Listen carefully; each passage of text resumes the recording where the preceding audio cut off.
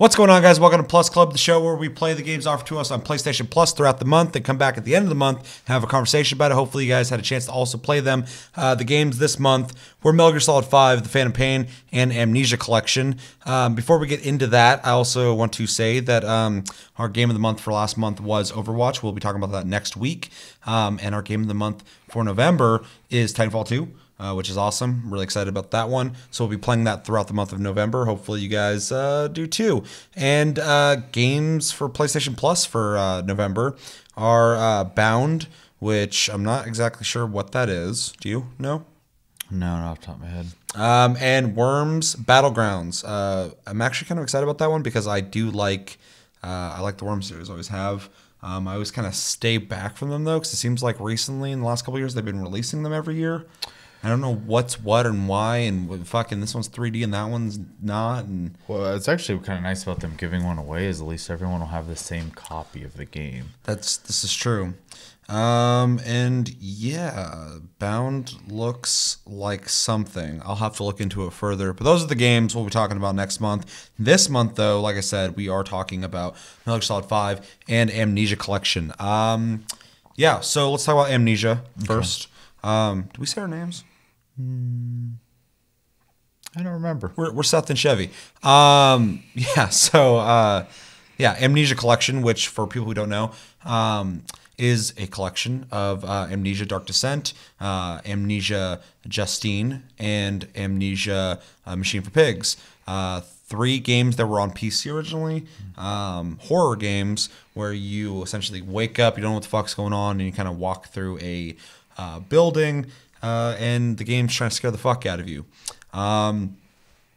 Just for transparency also, you're not a huge fan of horror games, so I actually kind of played and he just watched, so I got the experience for it.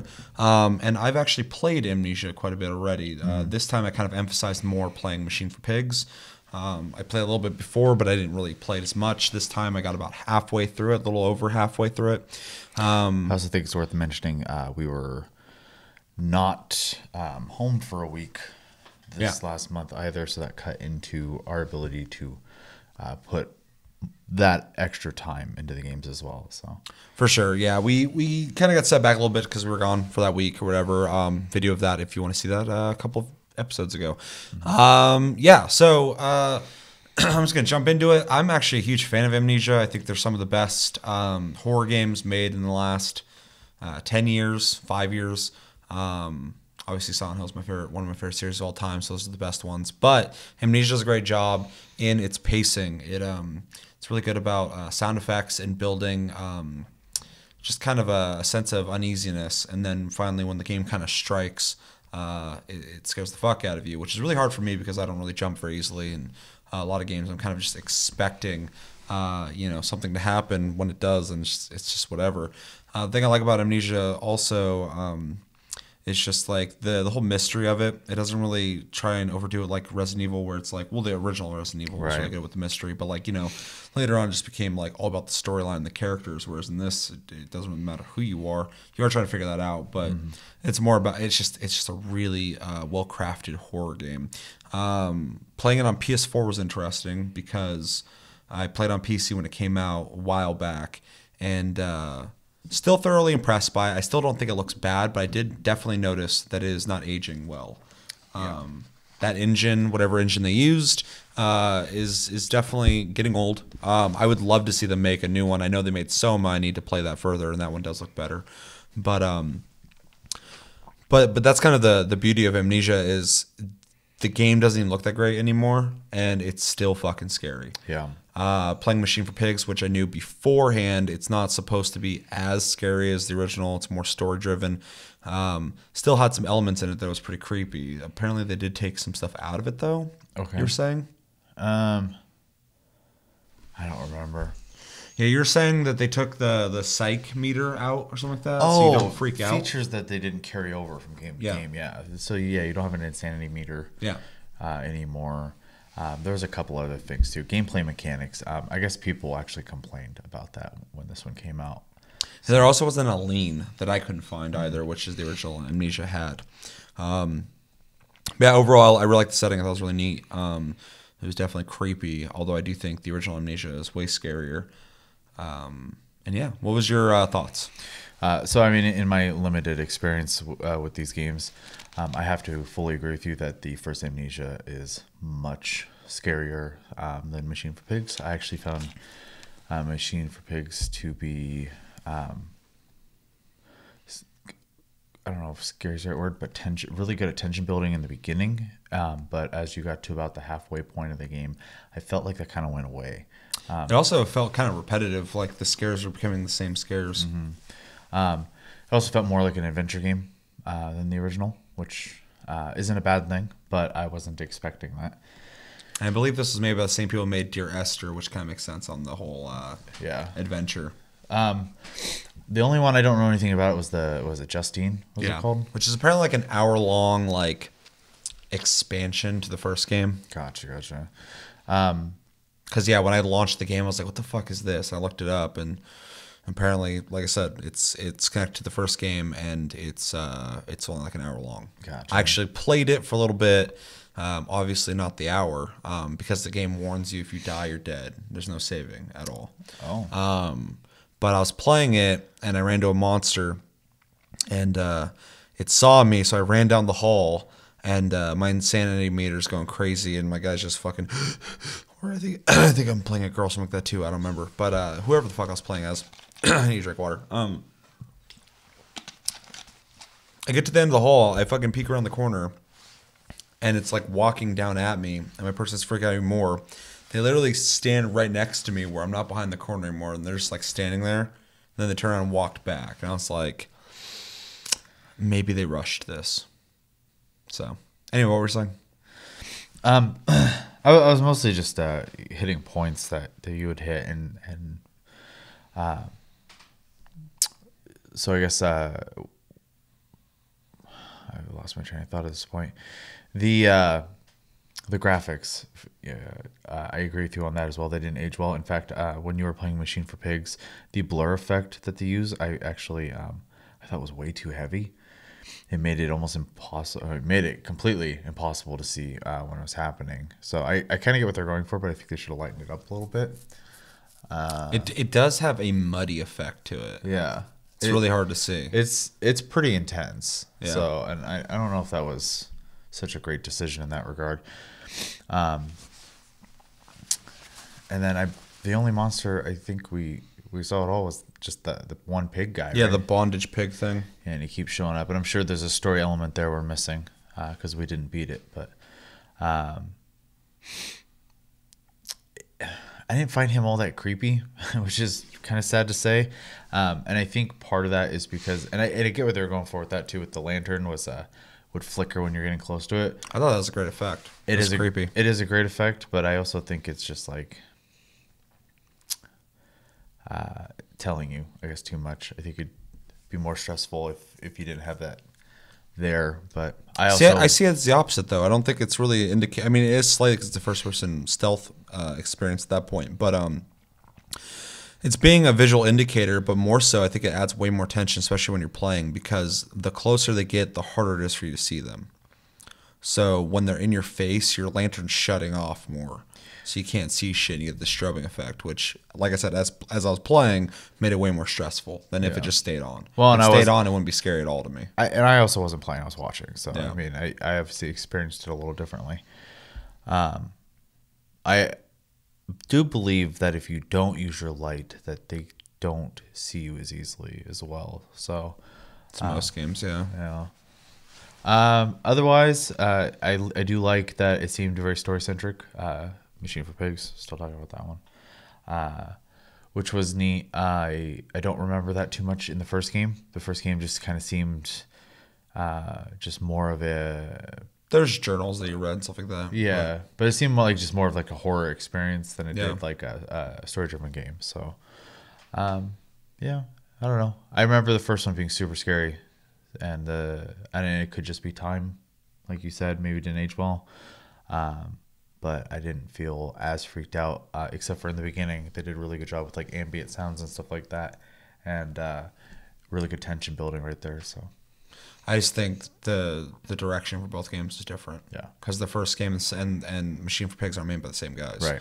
So the first one definitely had a lot more elements to it early on in the game that were creepy and building, and a lot of weird jump scares, and the basement that's flooded that everybody talks about, that I know people who have uninstalled the game right after playing it in the first Amnesia.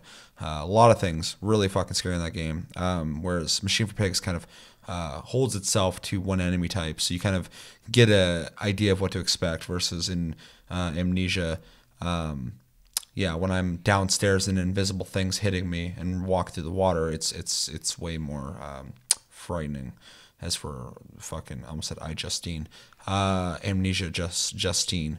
That one didn't do anything for me at all, but it felt like it was just kind of a pet project of like one guy who's part of the company. Yeah. So overall, still really scary. It seems like it's a little dated in its graphics, but that's going to happen. I still love it to death. I think it's a great horror game as someone who actually likes to be scared and doesn't get to be very often. What would you rate it? The collection? Yeah, for PS4.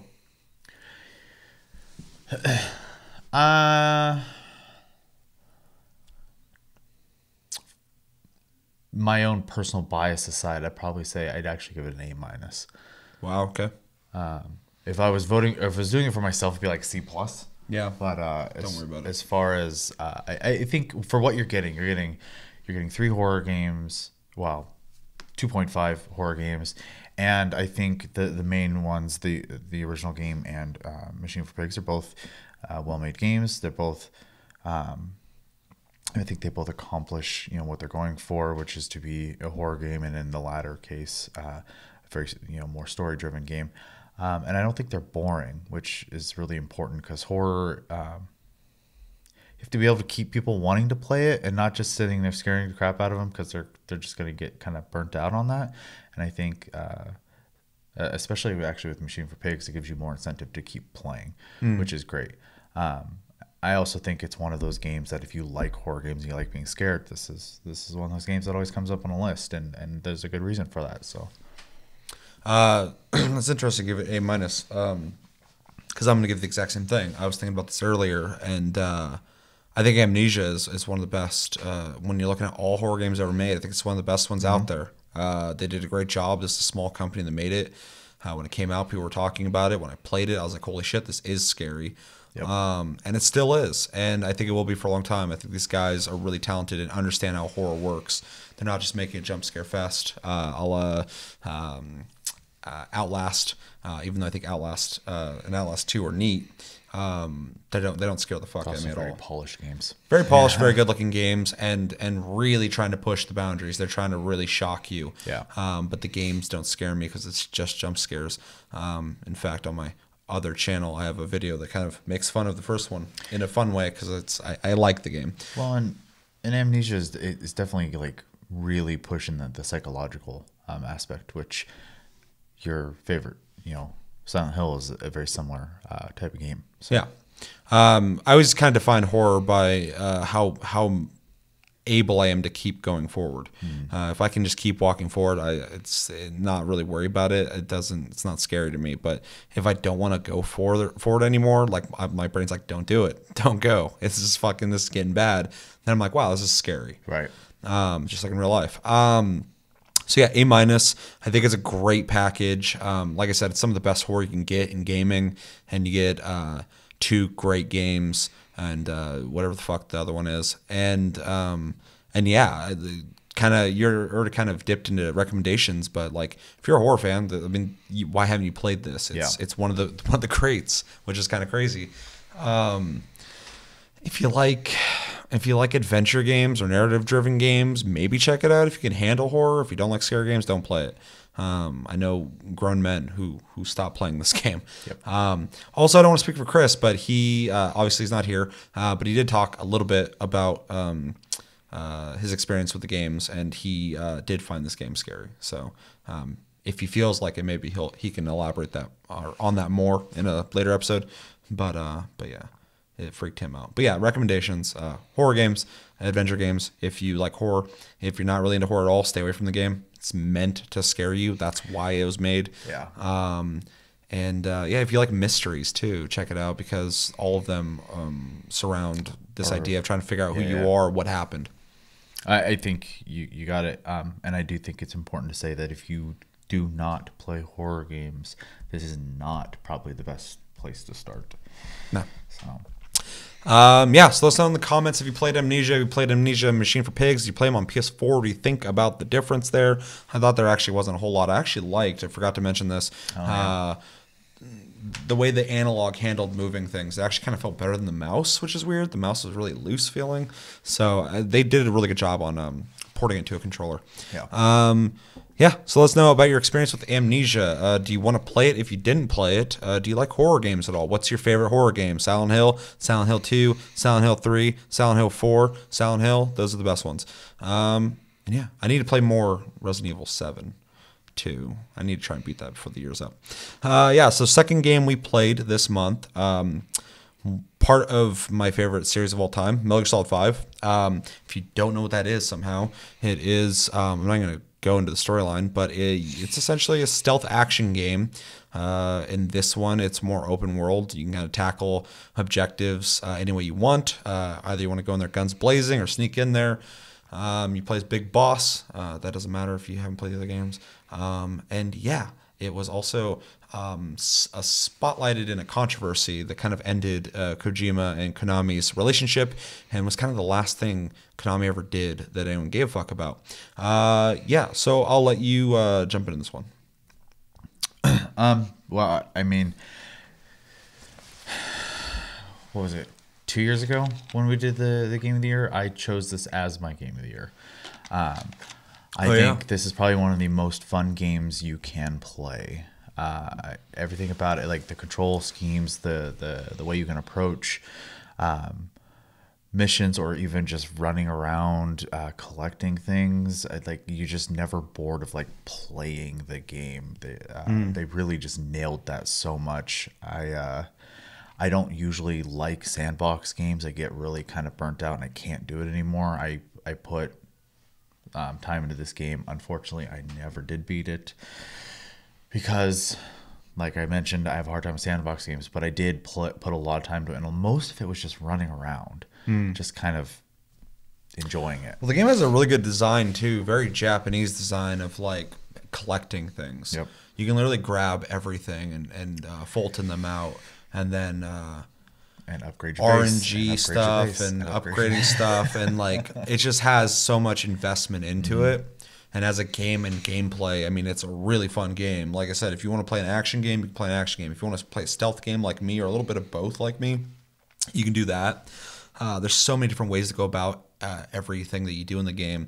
And then you're collecting shit and unlocking stuff and upgrading stuff. I mean, like, and designing like your mother base and shit. Yep. It's just a really just a plentiful experience in gameplay. It's an awesome game to play. In fact, it's probably one of my favorite Metal Gear Solids to play. Now, saying that, it's probably one of my least favorite Metal Gear Solids storyline wise and cinematic wise. It's really disappointing for me because the beginning of the game starts out in such an amazing way. Oh, yeah. And there's a couple parts throughout the game that are kind of neat too, storyline-wise. But I feel like Kiefer Sutherland was asleep when he's playing Big Boss. I supported it at first because I'm like, they need to change the characters up. Like both, you have Solid Snake, that can be David Hayter. Kiefer Sutherland can be Big Boss. That kind of differentiates them as two different characters.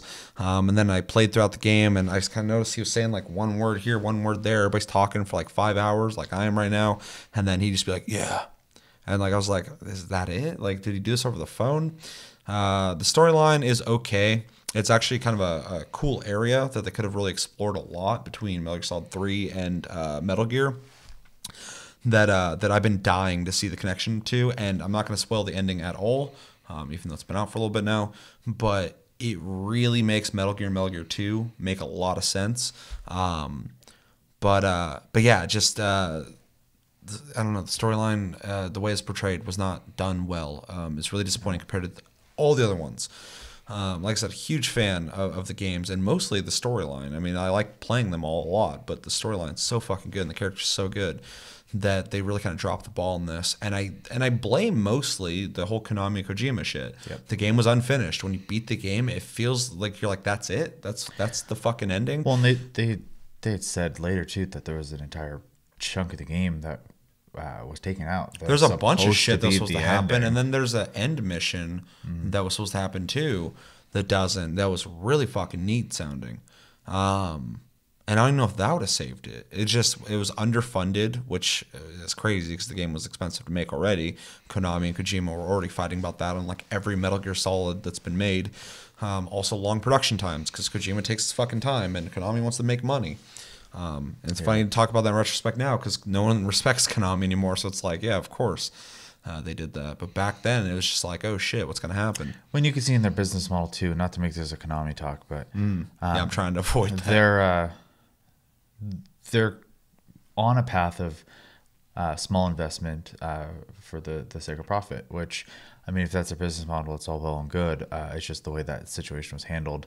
I mean, that was really kind of their last AAA game, and they should have at least made sure it was finished. Yeah. No, for sure. Like, if they would have just fucking made sure that game was finished completely and then did all this bullshit, it'd be a way different fucking story. I'd just be like, that sucks they did that. Because Konami's responsible for so many, like, legacy games. Like, and fucking, let them all die. Yeah. I mean, they let Silent Hill die. They fucking disbanded Team Silent after 4, and those were all the great ones. And they did this shit. Castlevania. They tried to do some new shit with it, and they were pretty cool, but, like, they just didn't. I don't know. They didn't hustle it good enough. Like they didn't really get it out there. They didn't get people excited for it. Just so much shit. Just to be like, oh, pachinko machines, probably mobile games and fucking soccer game. Anyway, enough about Konami. Yeah, Metal Gear Solid 5 though. I mean, in essence, is a really fun, awesome game. Like I said, one of the best to play. Has so much shit to offer into it, but is disappointing. As a Metal Gear Solid fan, storyline wise, and the way it's portrayed. Multiplayer in it's fun. I've played MGO quite a bit. I was actually a huge fan of it since 3. I think it's neat the way they do it. I probably play this less though than any other MGO iteration before though. And then the mother base thing where you can infiltrate other people's mother bases and have people infiltrate yours. I never infiltrated somebody's, but I've had people infiltrate mine, and they get killed or whatever by my defenses, which I always thought was a pretty neat system, and not something that I've ever felt really inclined to do. Yeah. But a lot of people are into it. I kind of feel like that was pandering to the Dark Souls people who want to invade somebody's world and attack them just to kind of feel superior, like, oh, I killed some other guy who's an actual player. Well, and it could also have been Konami could have, for longevity reasons and microtransactions reasons, was trying to implement online features to the game. So they're at MGO though, I'm sure, which they've had.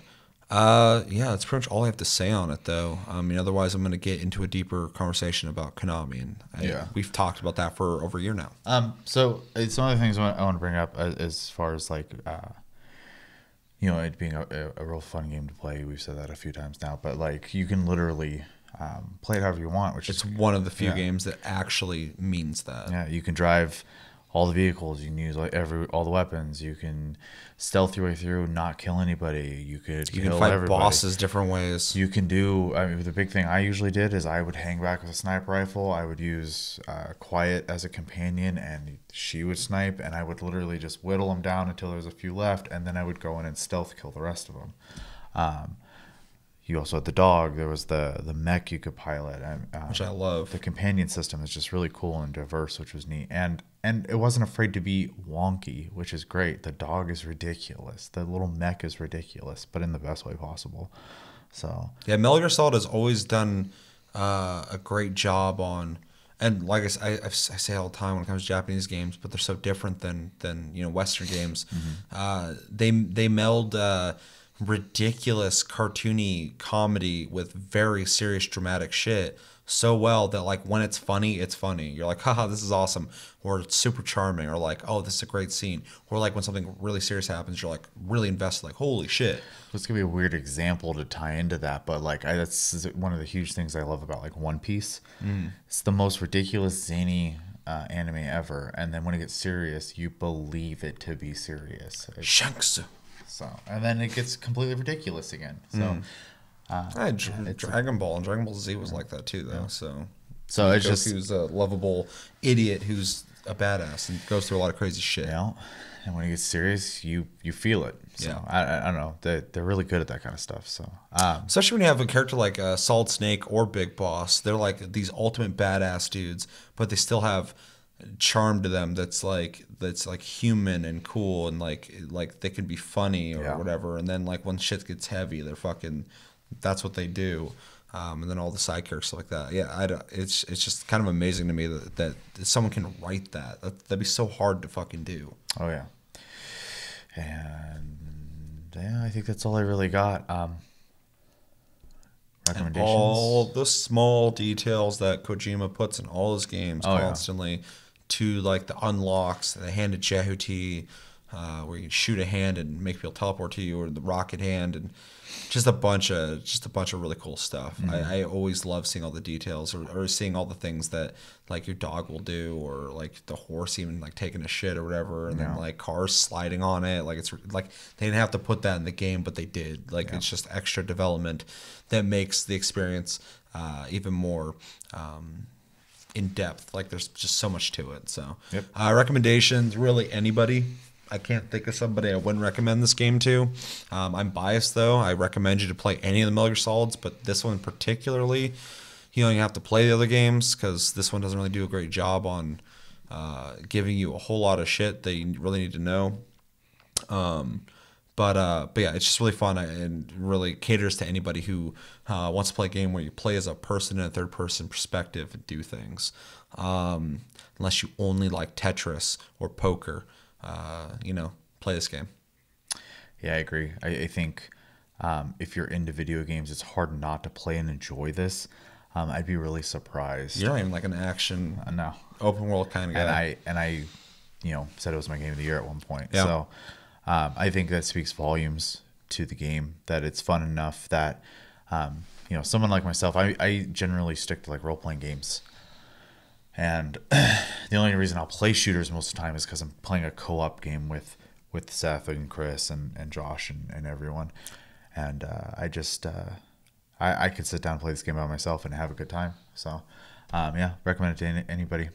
And for the record, Chris said he couldn't stop playing this game, so I think he likes it. Ratings. This is a really hard one for me because I just gave Amnesia an A-. I'm going to give this a B+. I'm giving it lower than Amnesia, only because Amnesia does what it does, and I'm not trying to compare the two, but it's just really fucking weird for me to say this because I love Metal Gear Solid. But yeah, Amnesia knows what it does, what it's doing, and it does it fucking well. Metal Gear Solid 5 enhances the game and the series in every way, gameplay-wise, which is why it's getting a B+. But because it's unfinished and unrealized, I can't give it a full-on A, because in the end, when I beat it, I was disappointed. Which sucked, because the game, like I said, is fucking awesome. But if you're a fan of the series, it almost does nothing except for the very ending, giving you a tidbit on why Metal Gear 2 are the way they are.